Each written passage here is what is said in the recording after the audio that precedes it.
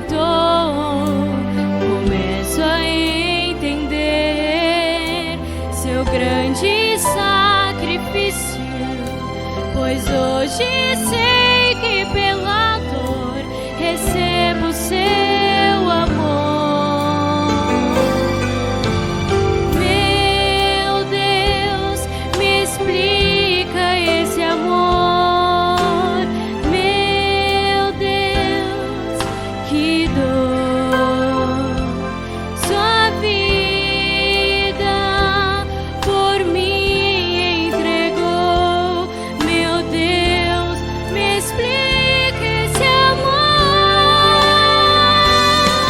Só agora posso ver Sodoma e o Cristo. Com seu sangue eu fui ressuscitado então. Que honra é poder me conhecer, ser então pregado ao seu lado. Meu Deus, me explica esse amor. Meu Deus, que dor. Sua vida por mim entregou. Meu Deus, me explica esse amor. Me explica esse amor. Meu Deus, que dor. Sua vida por mim entregou. Meu Deus, me explica. Meu Deus, me explica. Meu Deus, me explica esse amor.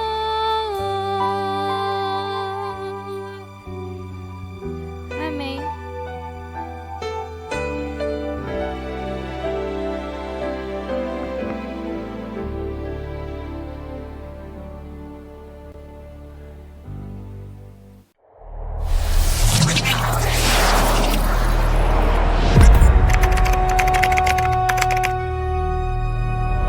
Simão era de Cirene, no norte da África. Veio a Jerusalém apenas de passagem. Jesus carregava a cruz, exausto e sem forças. Não conseguiria chegar ao fim. Então soldados apontaram para Simão. Não foi convite, foi ordem. Mas algo transformador aconteceu. A cada passo, Simão sentiu mais do que o peso da madeira. Sentiu o peso do sacrifício divino. Simão sentiu o peso do amor entregue, do silêncio que salva, do sacrifício divino. O que começou como imposição, tornou-se encontro.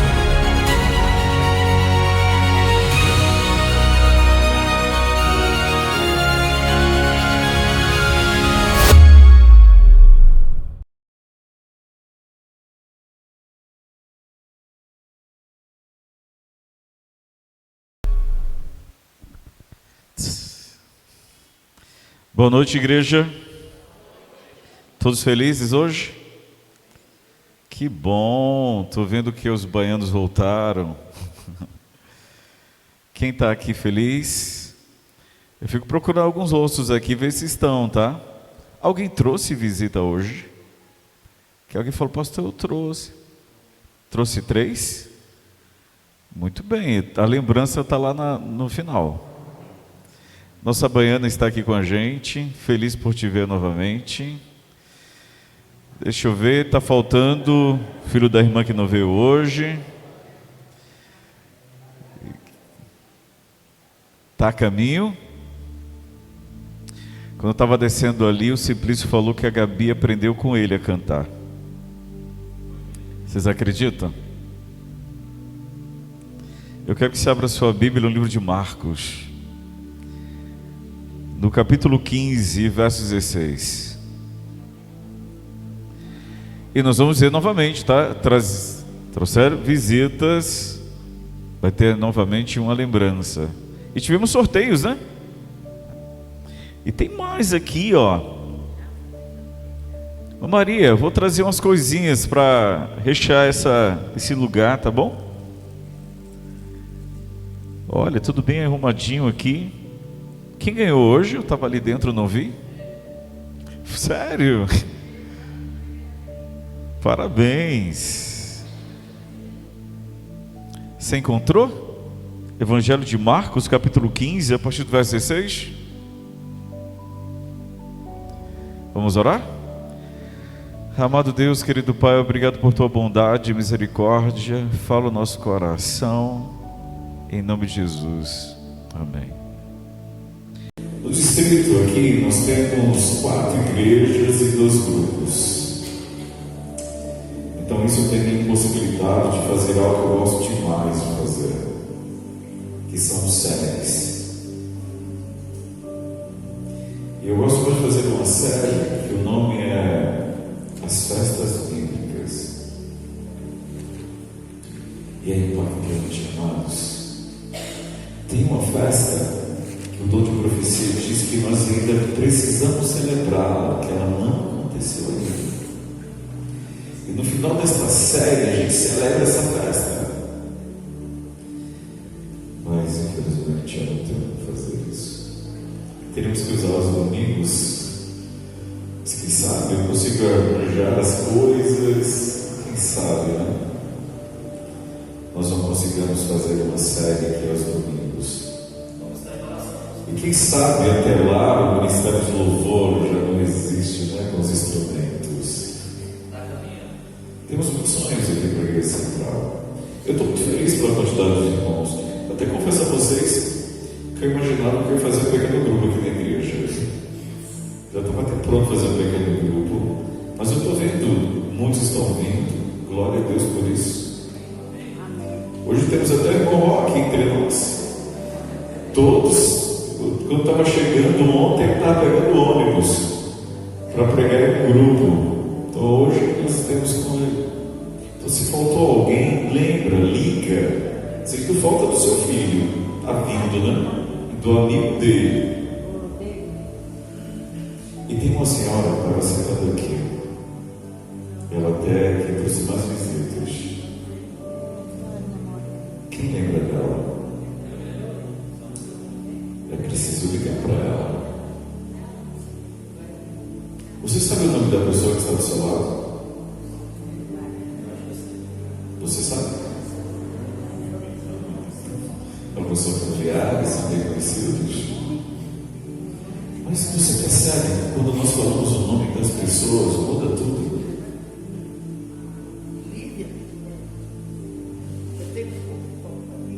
Se eu falar rapidamente aqui, lembra?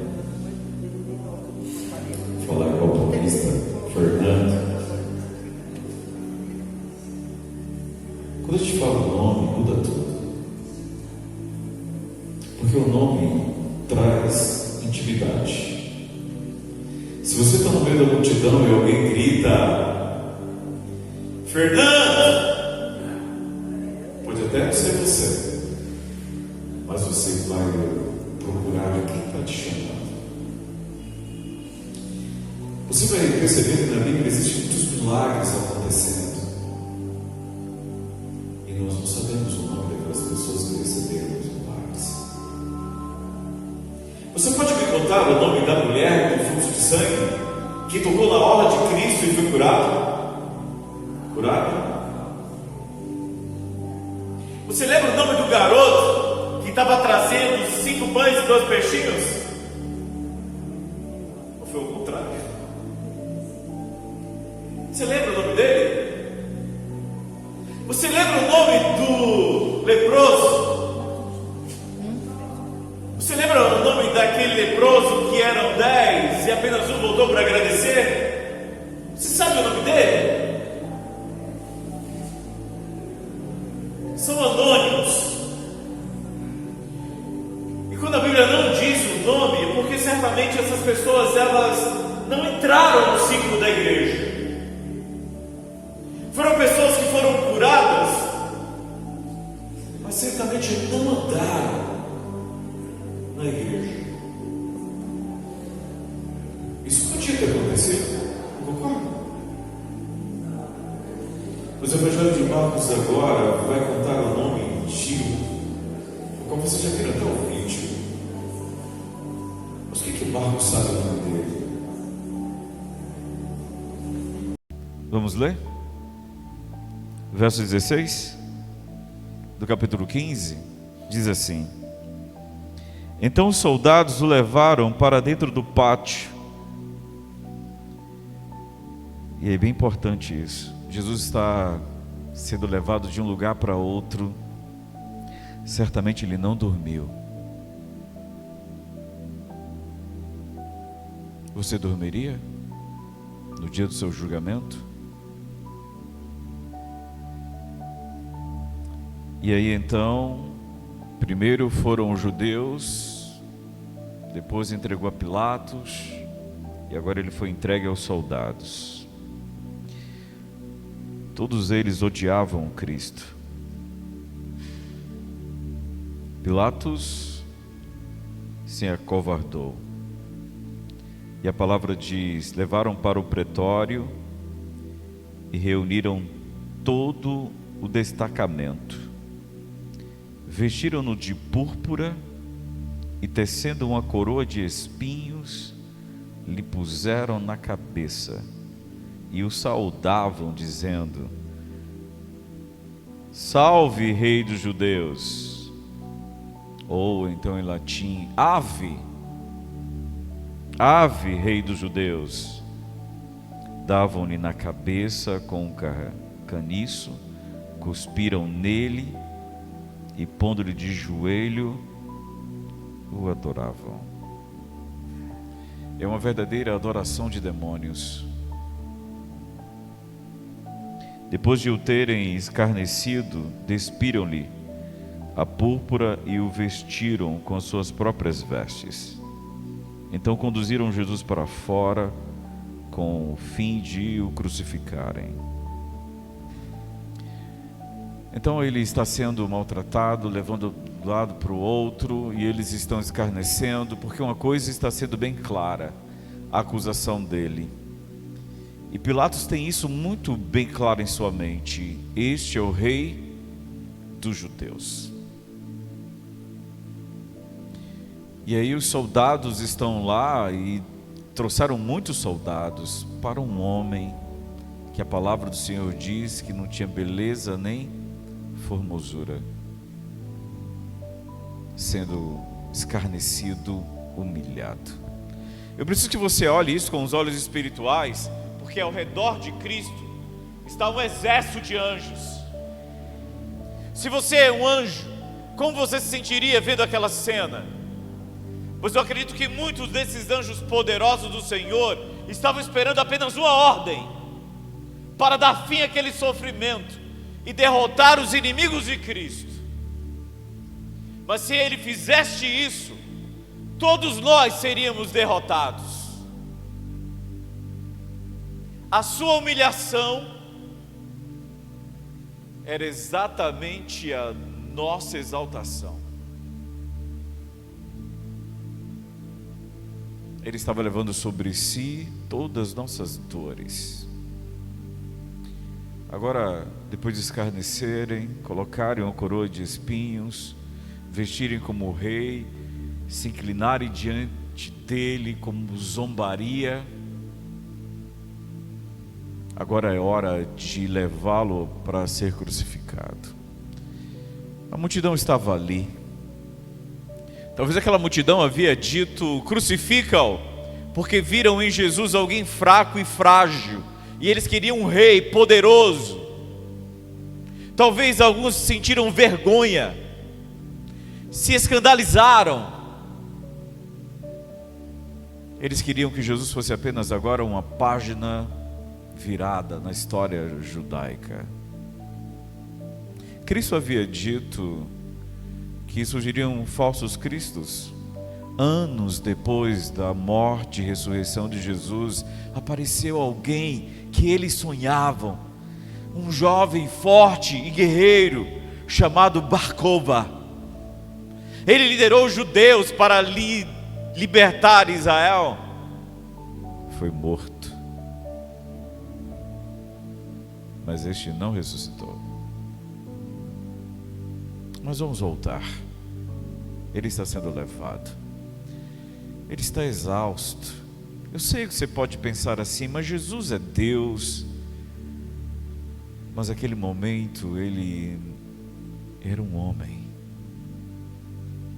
Alguns até se perguntam: Jesus perdeu a sua divindade quando esteve entre nós? Bom, eu vejo que alguns aqui usam óculos como eu uso. Eu fui muito reticente em usar óculos. Eu não preciso usar óculos. Mas as coisas estão ficando... Você vai perdendo a visão e você não percebe. Você acha que está tudo bem. Até que minha esposa insistiu demais comigo para a gente fazer o exame. Eu fiz. E ele falou: você vai precisar usar óculos. Eu fui comprar o óculos. Quando eu estava indo comprar o óculos, eu estava no caminho dizendo: eu só vou usar esse óculos de vez em quando. Não quero usar óculos. E quando eu cheguei lá, que o rapaz me deu o óculos, que eu olhei para ele, tal, e o rapaz: põe o óculos. Minha esposa: coloca o óculos. Eu falei: não, vou lá para casa, quando chegar em casa eu uso. E aí eu peguei o óculos e coloquei. Quando eu coloquei o óculos, eu disse: meu Deus, eu era cego e não sabia. Então agora eu estava vendo tudo em 4K. Era longe, era tudo Full HD agora, tudo 4K. E eu falei: meu Deus. E eu achava que estava tudo bem, e não estava. Por que eu estou contando isso? Porque quando Cristo veio estar conosco, Ele não perdeu a sua divindade. Ele apenas tirou os óculos. Ele não usou a sua divindade. Quando eu acordo, a primeira coisa que eu faço é o quê? Pegar o óculos. A primeira coisa que eu faço. Eu tenho 3, porque eu não quero correr o risco de ficar sem. Então quando eu viajo, muitas vezes eu levo o meu óculos e o reserva. Mas Cristo, que tinha todo o poder, Ele se despiu da sua divindade. Ele não perdeu, mas Ele não usou. Então Ele estava cansado, exausto, humilhado. E você percebe que Jesus, Ele não queria morrer. E quando Ele disse ao Pai: Pai, se possível de mim, passa este cálice, é porque Ele estava sofrendo, não só fisicamente, mas emocionalmente também, porque Ele se tornou homem. O seu grau de abandono era tão grande, que na cruz Ele vai dizer: Pai, por quê? Por que me abandonastes? Ele queria ver os discípulos ali do lado, mas sabe o que todos estavam fazendo? Ignorando. Todos estavam percebendo que Ele não podia carregar aquele peso. Ele não havia dormido, Ele não tinha forças. Mas todos passavam e ignoravam. Os discípulos fugiram. Mas aí está aparecendo. E se vocês perceberam na ilustração, Simão Cirineu era, na ilustração, era um negro. É porque Cirene era uma cidade do norte da África, onde hoje é a Líbia. Mas na Líbia há tanto pessoas brancas quanto pessoas negras. Então tudo isso aqui é imaginação. De Cirene até Jerusalém são cerca de 1.600 quilômetros. Imagine, naquela época, percorrer isto. Você levava entre 20 a 30 dias. Então quando a Bíblia diz que ele era Simão Cirineu, Alguns chegam a pensar que ele viajou para a festa da Páscoa. E quando ele estava entrando em Jerusalém para a festa da Páscoa, Jesus estava saindo para ser crucificado. Alguns acreditam que ele já estava com as roupas de adoração, mas o texto bíblico vai dizer algo. Vamos ler comigo? Verso 21. E obrigaram a Simão Cirineu, que passava, vindo de onde? Agora que curioso, ele era pai de quem? E de Rufo. E carregaram-lhe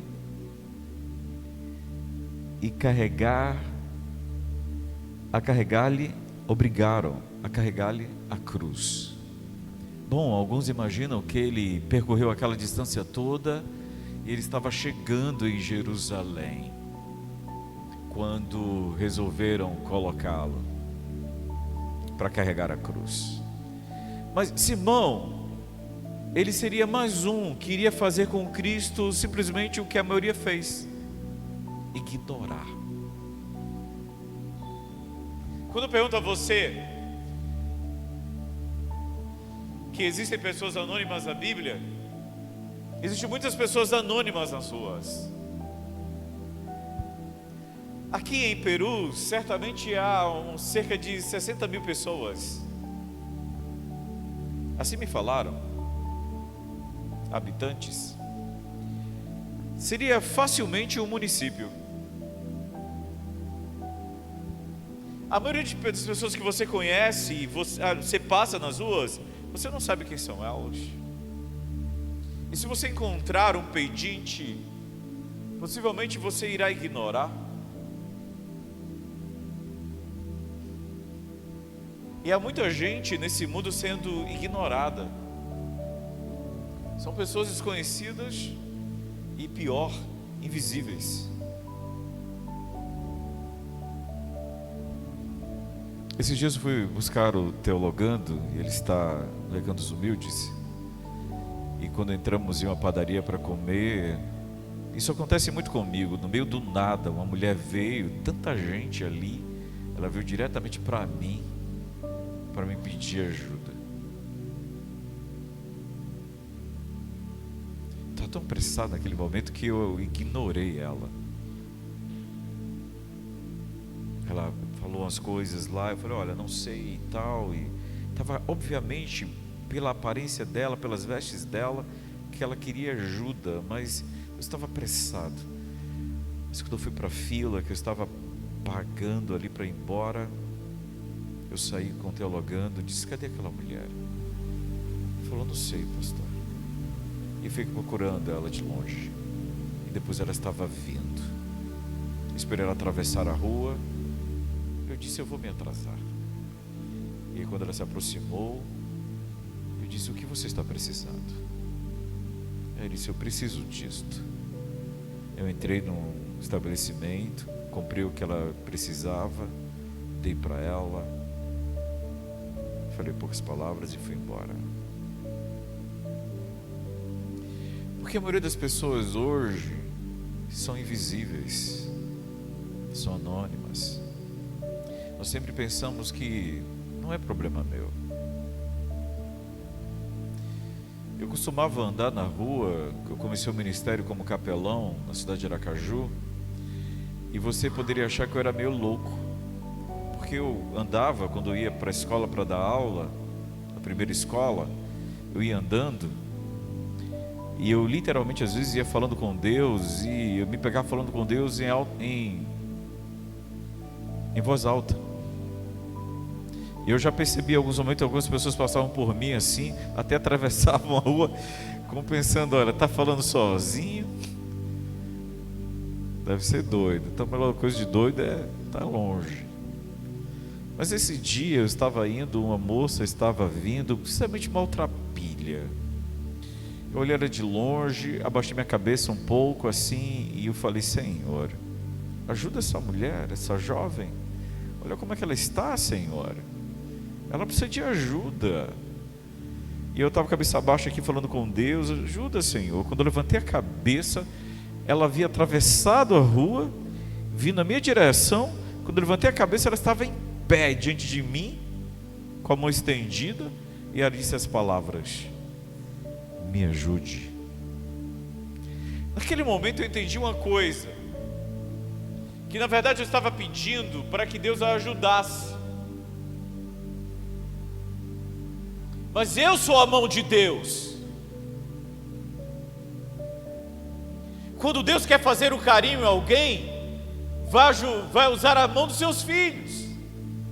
Quando você recebe um presente, você não entende, é Deus te dando. Ele vai usar os seus filhos. E quando você diz: Senhor, levanta alguém para ajudar fulano, você deve ser a resposta da oração. Mas a maioria das vezes nós mudamos o caminho. O que eu acredito é que Simão, ele não estava vindo de Cirene. É só a minha imaginação.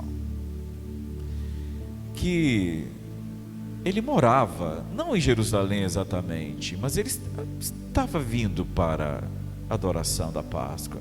Mas quando diz que ele vinha do campo, essa expressão vindo do campo, não é expressão dizendo, olha, vindo, geralmente que você está vindo de outra cidade, fulano vindo de tal cidade. Eu creio que ele estava vindo do trabalho.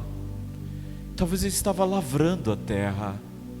E quando você se muda, que você é de outro lugar, quando você se muda, você fica com aquele estigma que é daquele lugar. É como a baiana, né? Se mudou, mora em São Paulo já há muitos anos, mas todo mundo chama de... Era Simão, o sirineu. E ele estava passando, e sabe o que ele ia fazer? Como todos fazem: ignorar. Era mais um crucificado. Ele não sabia quem era. Ele não estava acompanhando os jornais de Jerusalém.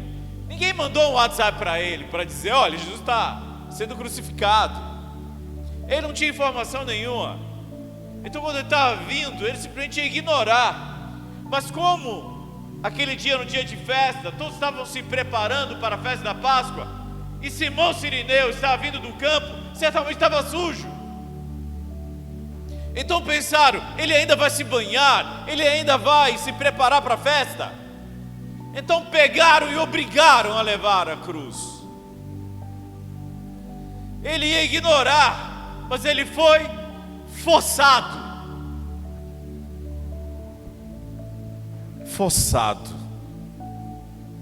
E aí eu lembro que Jesus disse: se alguém te fazer dar uma milha, vai com ele.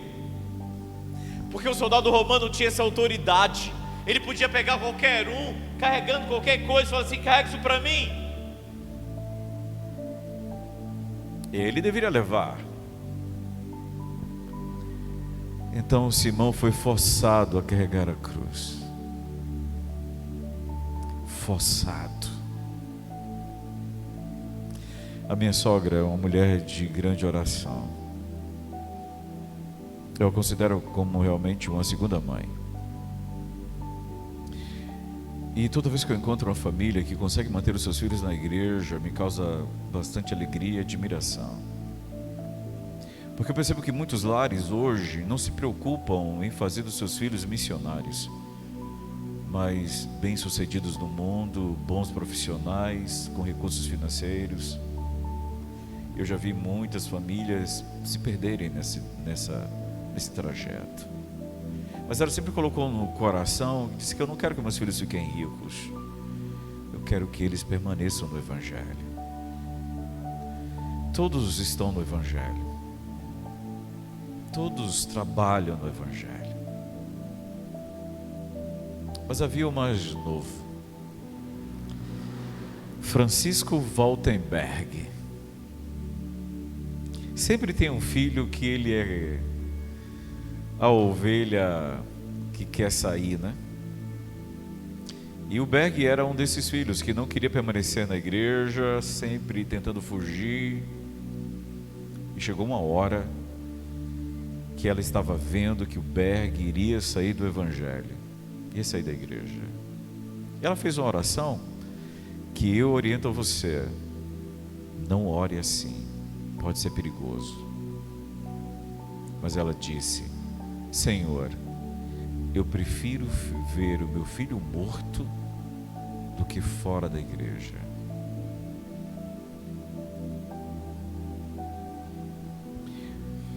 Tempos depois, o Berg, que era muito ativo, chegou e disse: mãe, estou sentindo as minhas pernas fracas. Está cansado. Mas pouco tempo depois o Berg não conseguia andar. Rapidamente procurou atendimento médico e descobriram: ele havia contraído uma bactéria que apenas 4 pessoas no mundo com ele haviam contraído. E nenhuma delas voltou a andar, e algumas morreram. Guillain-Barré. Hoje ela tem tratamento e tem cura, mas naquela época era uma grande novidade. Agora a batalha dela era salvar o filho. Berg perdeu todos os sentidos, não conseguia se mexer. Aliás, não conseguia mexer as pernas. Isso há cerca de 20 anos atrás. Cada remédio naquela época custava 10 mil reais. Se for atualizar para os dias de hoje, meu Deus, eu acredito que chegue a uns 100 mil. Era algo inalcançável. Quando eu ouvi falar sobre o Berg, eu estava no seminário. Eu nem conhecia nenhum deles, mas os pedidos de oração chegaram e nós orávamos por ele. E a campanha foi feita. Conseguiram o remédio, iniciou-se o tratamento, mas os médicos não davam muita esperança para que ele voltasse a andar. O tratamento continuou. E teve um momento, e as orações elas eram feitas em muitos lugares do Brasil e do mundo. Quando um dia o médico entrou, depois dos exames, entrou e perguntou: Berg, você crê em Deus? Creio. Pois eu não sei o que está acontecendo, mas a tua doença, ela paralisou. O tempo foi passando, Berg passou muitos meses no hospital. Depois ele entra novamente o médico e diz: Berg, eu não sei o que está acontecendo, mas a tua doença está regredindo. O tempo passando, orações e orações, e novamente agora o médico, olha, chamou a família, ele está curado. Ele sobreviveu. A 4ª pessoa do mundo. Isso foi tão sério que os cientistas alemães vieram para fazer um estudo. E isso foi levado para a Alemanha. Mas o médico falou assim: olha, eu não sei se ele vai conseguir andar.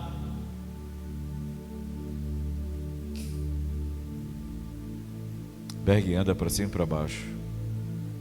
Ele tem uma empresa que ele conserta as coisas e dedetiza.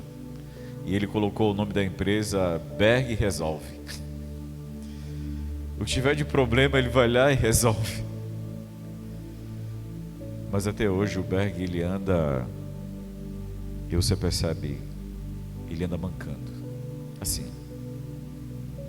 Eu disse para ele: Deus permitiu que você andasse assim para você nunca se esquecer. Sabe o que essa história de Bergen me ensina, junto com Simão Cirineu? Porque depois que Cirineu carregou aquela cruz, o Espírito de Profecia diz que ele nunca mais foi o mesmo. Mas uma situação onde ele foi forçado, onde ele não queria. E isso é um grande problema para mim e para você, porque muitas vezes nós queremos realizar as coisas de Deus quando nós desejamos, e não é assim. Alguém gosta de beterraba? Você gosta? Alguém gosta? Alguém como eu odiava beterraba? Ali temos uma alma, 2, 3. Eu detestava beterraba, mas eu não sei se vocês eram assim como quando eu era criança. Minha mãe sempre puxava o olho: menino, você está amarelo. Aí fazia um suco de beterraba. Eu só conseguia beber o suco de beterraba tampando o nariz.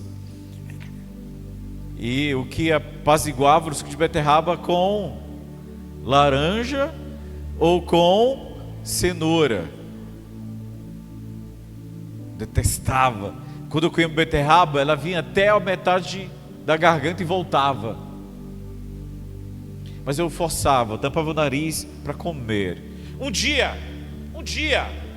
eu cheguei em casa com muita fome. Estava jogando futebol, abri a geladeira, olhei para a geladeira, procurei alguma coisa. O que é que tinha lá dentro? Eu peguei a beterraba, estava com tanta fome que eu parti a beterraba e eu saí comendo a beterraba. E quando eu parei, eu falei: meu Deus, eu estou comendo beterraba. E está gostosa. O que está acontecendo comigo? Sabe, é um grande erro seu de dizer: eu vou para a igreja quando eu tiver vontade, eu vou me entregar a Deus quando tiver vontade. Você não vai trabalhar todos os dias porque você acorda dizendo: hoje eu vou trabalhar, vou encontrar meu chefe, vai ser maravilhoso. É assim que você vai trabalhar? Ou você vai para a escola e diz: que maravilha, hoje vai ser aula de física. Aquela professora de português é maravilhosa. A professora de biologia, ela é crente, mas ela é durona. Você não faz isso. Agora, por que você acorda cedo e você vai trabalhar? Por que você acorda cedo e vai para a escola? É porque você quer ou porque você precisa? Eu e você precisamos interiorizar isso. A gente acha assim: eu só vou para a igreja se tiver vontade, eu só vou ler a Bíblia quando tiver vontade, eu só vou louvar quando tiver vontade. Sabe quando você vai ter vontade? Você vai ter vontade de fazer as coisas da carne, porque as coisas do Espírito guerreiam. É depois de um tempo que você começa a sentir prazer com as coisas do céu. Quando você disser: eu não tenho vontade de ir para a igreja, é ali que você precisa. E depois de um tempo, sabe o que você vai sentir? Prazer nas coisas de Deus. Aí você vai dizer: como é bom estar na casa do Senhor. Você vai dizer: como é maravilhoso ler a Bíblia. Pois Simão foi alguém que aprendeu sendo forçado. Mas quando ele carregou a cruz, que ele ia ignorar Cristo, ele foi até lá. Lá ele pôde ver o céu escurecer, o centurião gritar: verdadeiramente este era o Filho de Deus. Ele ouviu Cristo dizer: Pai, perdoa-lhes, porque eles não sabem o que fazem. Lá ele foi salvo.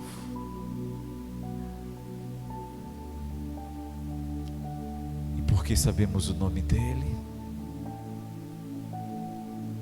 porque ele não se tornou um desconhecido. Paulo, quando vai escrever, ele manda saudações para Rufus, filho de Simão Cirineu. E a tradição cristã diz que os filhos deles foram grandes pregadores do Evangelho. Deus salvou a casa dele. É por isso que, quando Marcos vai escrever, ele vai dizer: é Simão Cirineu, pai de Rufus, de Alexandre.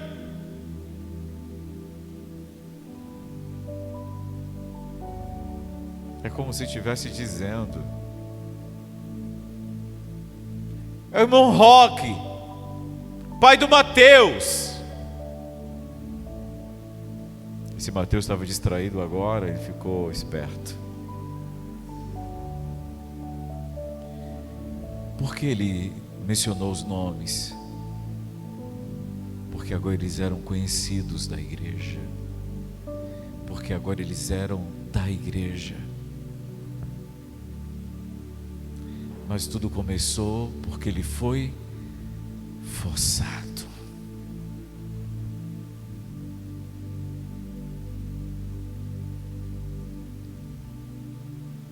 Eu não queria ser pastor.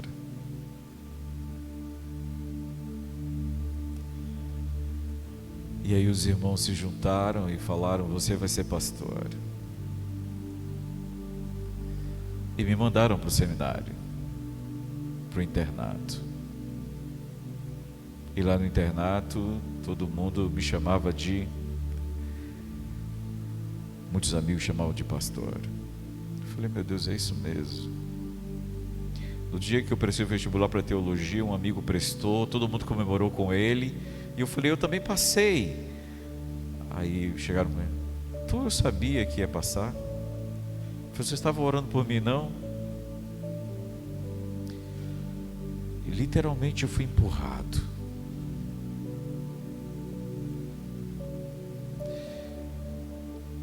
Talvez você tenha sido empurrado. É por isso que eu peço assim, quando eu vejo alguém que faltou, eu digo: liga para a Baiana, ela faltou ontem. Cadê fulano? A gente precisa forçar. Porque Cristo falou sobre a grande ceia. Force-os a entrar. É aquele velho ditado: quem não vem pelo amor...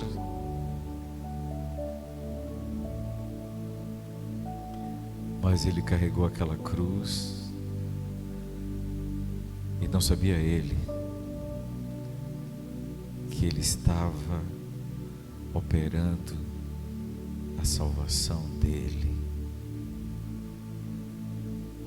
Eu não acredito nas Escrituras em coincidências. Simão foi escolhido.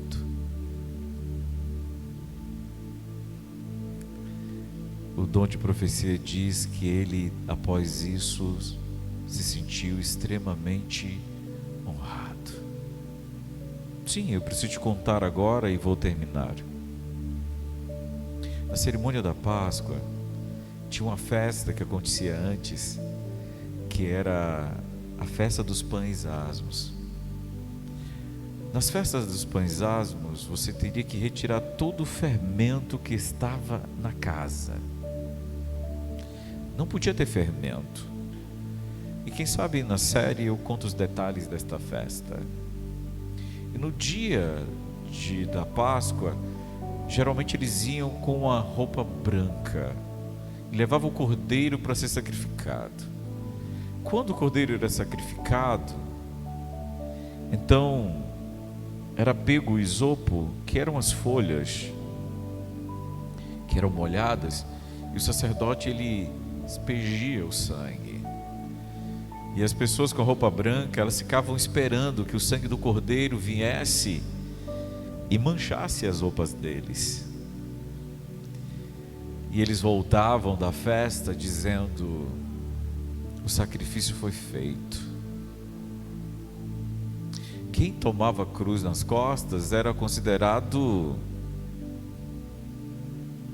maldito, pois ninguém queria ajudar Jesus,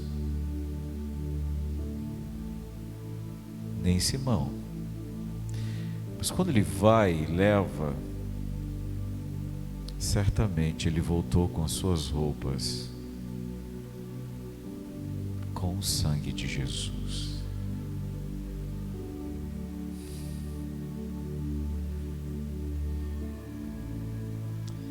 Com o sangue de Jesus. Você imagina aquele homem voltando para casa com o sangue de Cristo em suas roupas?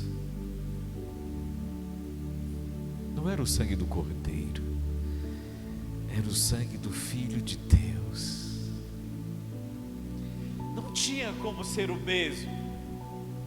Era impossível ser o mesmo. Ele não voltou simplesmente para casa.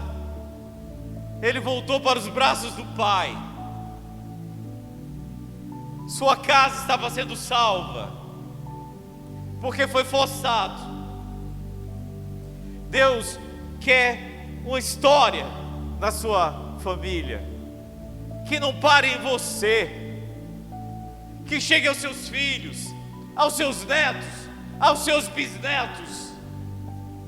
Uma história que seja marcada pelo sangue.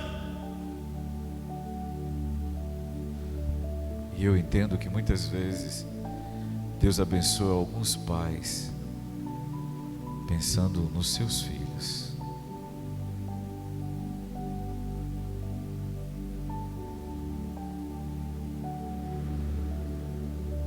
Amanhã será o nosso quinto dia, penúltimo dia, não, antepenúltimo. Tem sexta, sábado. Sábado nós vamos ter um lindo batismo aqui. E aí eu vou dizer a você: se esforce para estar aqui, porque nós não estamos vindo para ouvir mensagens, nós estamos vindo para adorá-lo. Nós estamos adorando o Senhor. E no final dessa semana, uma bênção especial o céu reservou para você. Você crê? Nós teremos uma canção agora.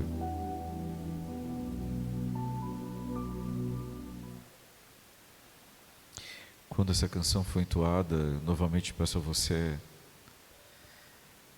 que você possa entregar o seu coração ao Senhor.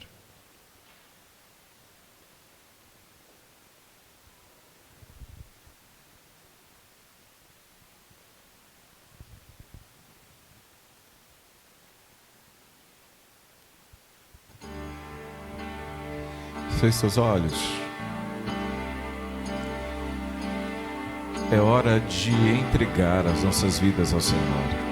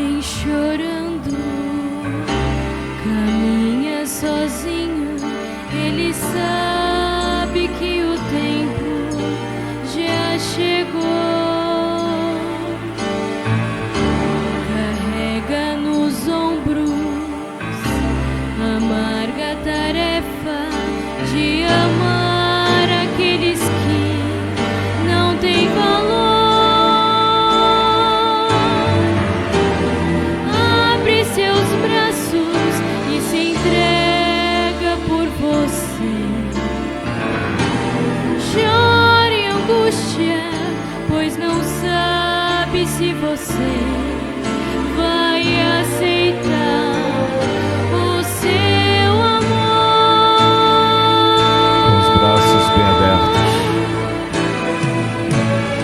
com os braços bem abertos, Cristo deu a sua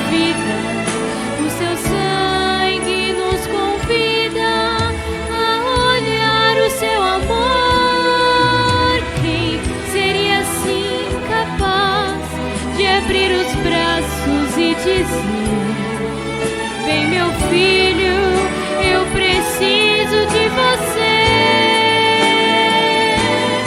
Com os braços bem abertos, Cristo deu a sua vida. O seu sangue nos convida a olhar o seu amor. Vem, meu filho, vem sem mais te demorar. Com os braços bem abertos, eu morri pra te salvar.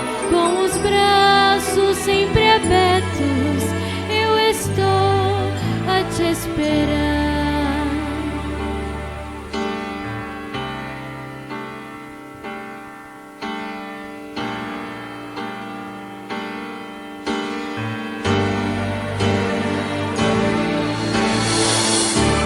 Talvez algum dia você compreenda toda a angústia que ele suportou por você. Jesus poderia cruzar os seus braços e deixar a humanidade perecer.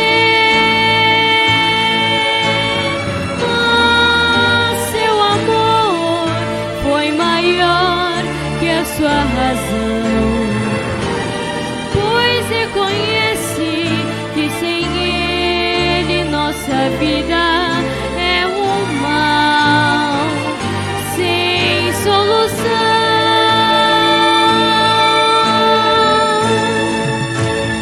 Com os braços. Você quer entregar sua vida ao Senhor nesta noite? Mais uma vez? Sua vida, fique de pé diante do teu rei. Seu sangue nos convida e declare a olhar o seu amor. Que ele reina sobre você. Quem seria assim capaz de abrir os braços e dizer: vem, meu filho, eu preciso de você. Com os braços bem abertos, Cristo sua vida, o seu sangue nos convida a olhar o seu amor. Vem, meu filho, vem sem mais te demorar. Com os braços bem abertos, eu morri pra te salvar. Com os braços sempre abertos, eu estou a te esperar. Com os braços bem abertos, Cristo deu a sua vida. O seu sangue nos convida a olhar o seu amor. Vem, meu filho, vem sem mais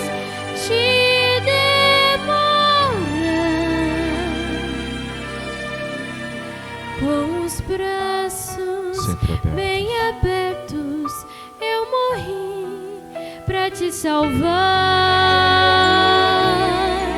Com os braços sempre abertos, eu estou a te esperar.